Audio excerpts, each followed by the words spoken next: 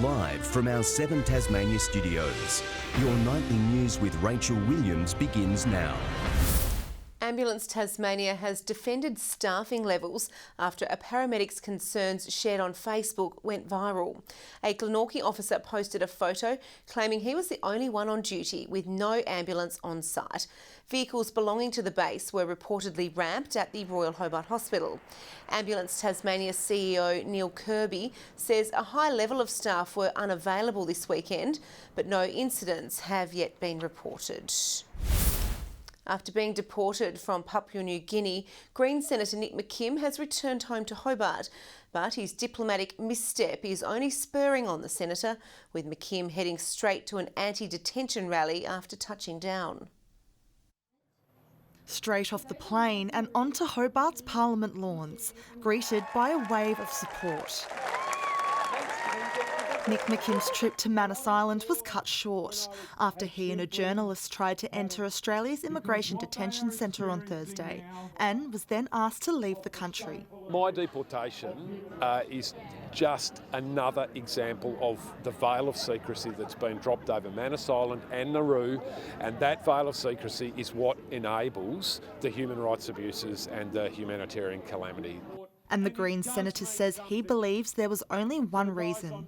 The first guy accused me of misreporting the situation on one of my previous visits, which is not true. I've only ever told the truth about what I see on Manus Island because I think that's part of my job. But his fight for detained refugees is far from over. Mr McKim sharing his experience with a crowd of several hundred in a protest held by Amnesty International.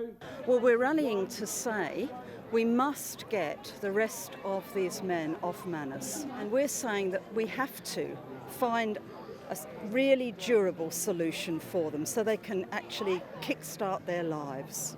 The advocacy group estimates around 800 people are currently detained on Manus Island and Nauru. The more people that get in behind the campaign to bring this dark and bloody chapter to a close, the more chance we've got of getting the outcomes we want to see. Ruby Kamain, 7 Tasmania News. Tasmania Police is stepping up its efforts against law-breaking motorists by launching a fleet of unmarked motorcycles following a trial in Hobart. Officers will be able to filter between lanes as they watch for mobile phone usage, speeding and drivers running red lights.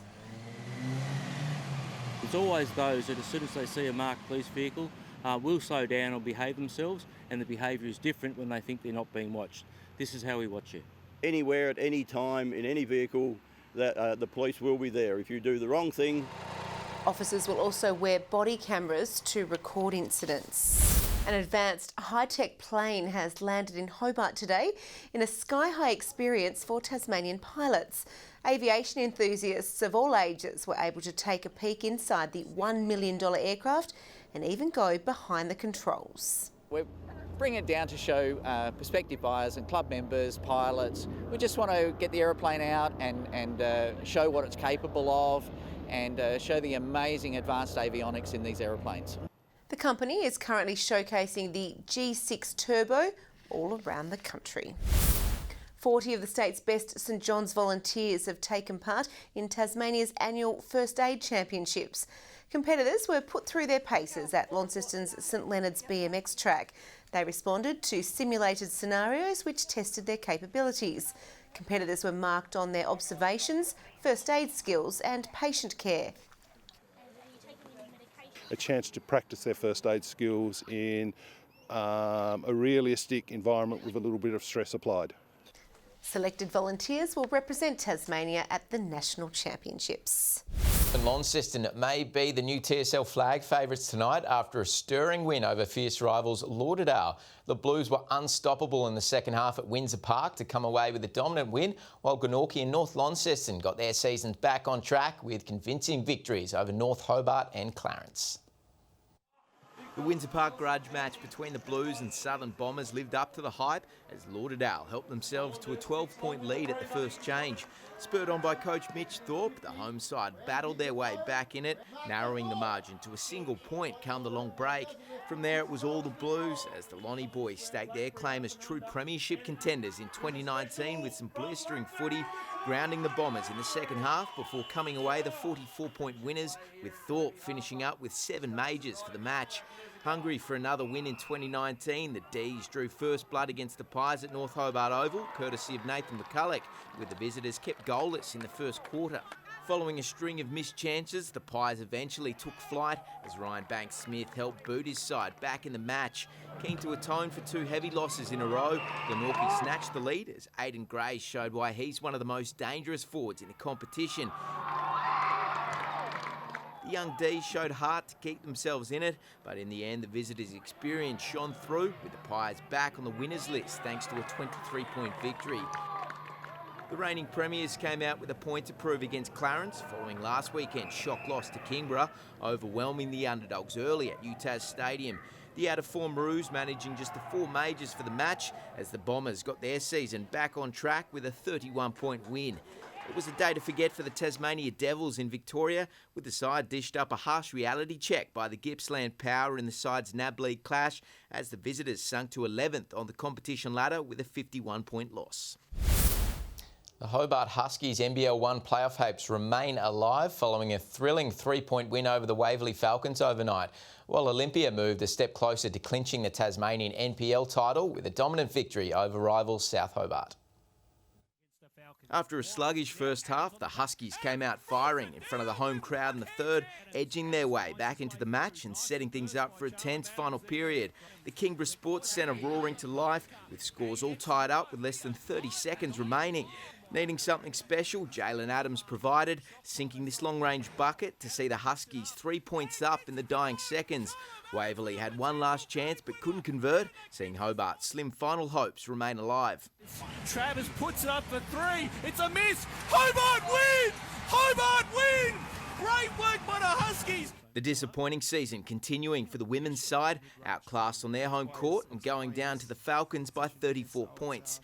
In the NPL overnight, Olympia booted their way to top spot on the ladder against bitter rivals South Hobart at Warrior Park, with the home side striking early before slotting 2 more through the back of the net in a dominant second half en route to a cruisy 3-1 win. And Richie Port has his work cut out for him at the Tour de France, with the Tasmanian finishing the individual time trial stage in 5th spot, seeing him move up to 15th overall, almost 5 minutes off the pace.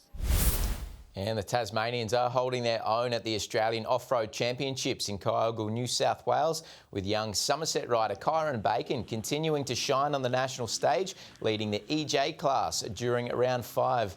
Fellow Tasmanians Jonty Reinders and Kobe Conley are also in the mix in the E2 and J4 classes, with competition wrapping up tomorrow. Good evening. 14 across Launceston, Burnie and Devonport today, Hobart reaching 15. Other centres today, Grove, Smithton and King Island all reaching a high of 15. 16 across Flinders Island, Friendly Beaches and Ouse, and a top of 17 at Strawn. On the close-up, low cloud around the north of Tasmania and thin high-level cloud around the rest of the state.